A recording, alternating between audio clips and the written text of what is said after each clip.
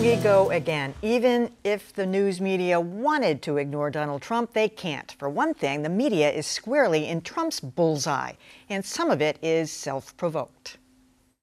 At a press conference earlier this week, Republican presidential hopeful Donald Trump was calling on reporters with questions. Okay, who's next? Yeah, please. But then Univision's Jorge Ramos butted in. Sit down. Sit down. I have the right to ask a question. Yes, in order. After a short cooling period, Ramos was allowed back in the room. Good to have you back. But by then, the exchange had gone viral. Some, like the National Association of Hispanic Journalists, thought Ramos was well within his rights. Others, though, felt he violated the rules of decorum. Regardless, it was yet another moment where Trump appears to have trumped the media. You've called women you don't like fat pigs, dogs, slobs. That question from Megyn Kelly during the Republican debate earlier this month touched off a feud with her and Fox News that's still simmering. I think they give me very bad treatment. I think Fox treats me terribly. And when Megyn Kelly returned from a 2-week vacation this week, Trump posted a few nasty tweets. That got Fox News chief Roger Ailes' dander up, who wrote in a statement, Donald Trump's surprise and unprovoked attack on Megyn Kelly during her show last night is as unacceptable as it is disturbing.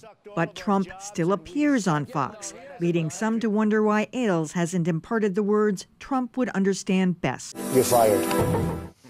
All right, quickly on Jorge Ramos. Where does everybody come down on that? Was he out of line? I mean, Trump, there was no indication Trump would not have called on him. Why did he feel like he had to jump in? He was not out of line. Not? No, I don't think he was out of line, and I would have liked to have seen more people in the media defend him. I would have liked to have seen a walkout. At the same time, it was theater on both sides. They Josh, both benefited. I'm on the same way. I think he made the mistake of walking into a trap by being aggressive and by jumping in. You think he was out of line or not? I think, I don't want to say out of line because I think he made a mistake. Yeah, okay, out of line. He played right into Trump's hands. Yes. Yeah. Let's not kid around about this. Donald Trump knows exactly what he is doing in his feud with Fox, in the way he handled the Ramos situation. He understands the media, and he is playing them like a fiddle. And, you know, look, keep in mind, just quickly on the Fox thing. Oh, how can he be at war with Fox? They're his kindred spirits.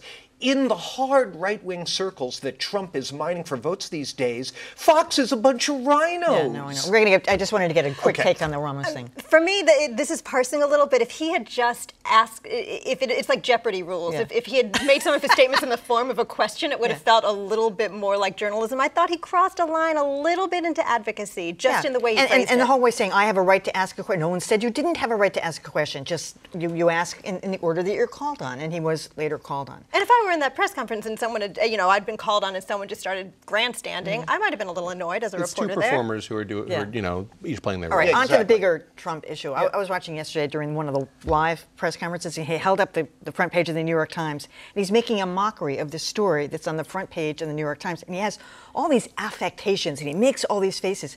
I find myself being just amused beyond my ability to cope. When I was looking at all the clips for this piece, I was practically laughing on the floor. He's got a way that is engaging, and he makes you laugh at yourself, and he's not wrong with some of his criticisms of the media at the same time. If Mel Brooks remade the old movie The Candidate, Robert Redford out, Donald Trump in. Yeah. I mean, it's hilarious, even though in the totality of it, the Trump story isn't that funny.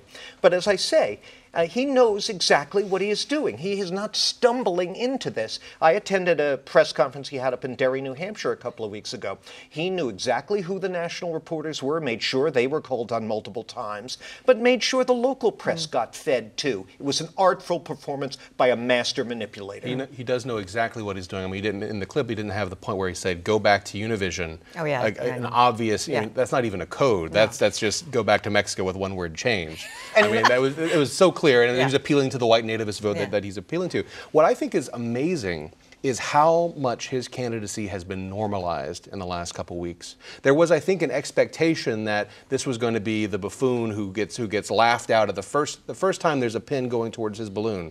We thought maybe the John McCain comments, or maybe there was reactions to the debate, or the things that he said at the debate, or the 1,000 things that he had a fake Asian accent this week, and that was just sort of part of the whole package. But there was new pull out yesterday that he has extended his lead, and the percentage of the Republican electorate that said says they would definitely not vote for Donald Trump was down into the 20s. He is not going to go away. He will self-fund, and when we come to the primaries and to the caucuses, he's still going to be here. Well, that's the big problem, is that he will self-fund. I mean, even if his poll numbers drop, and even if you start looking at the early primary states and people come to their senses or coalesce around more moderate candidates as people drop out, there's no incentive for him to get out. He craves attention. He's good at getting attention, and there's no. I mean, he's such good TV that why wouldn't Fox CNN keep is him carrying on? that Ernie Bach Jr. thing live as we speak. He's great. Come on down, everybody. Yeah. He's a master at it. Yeah, and notice how he sent Ramos back, go back to Univision, and then he brought him back. Right. Just like his immigration policy, right? We'll send them all back, and then we'll bring back the good ones. I'm telling you, this guy knows exactly what he's doing. Well, you know, maybe Trump will stay up in the polls, but it strikes me that everybody is panicking over Donald Trump in August. As we sit here talking about this now, it's still August. He's a classic August candidate. Let's see where he is in October. I don't think he's going to be where he is today in a couple of months. I don't think people are paying that much attention right now. I think he'll still be there in October. They just want to be entertained. I don't know after the New Hampshire primary, but yeah, definitely October.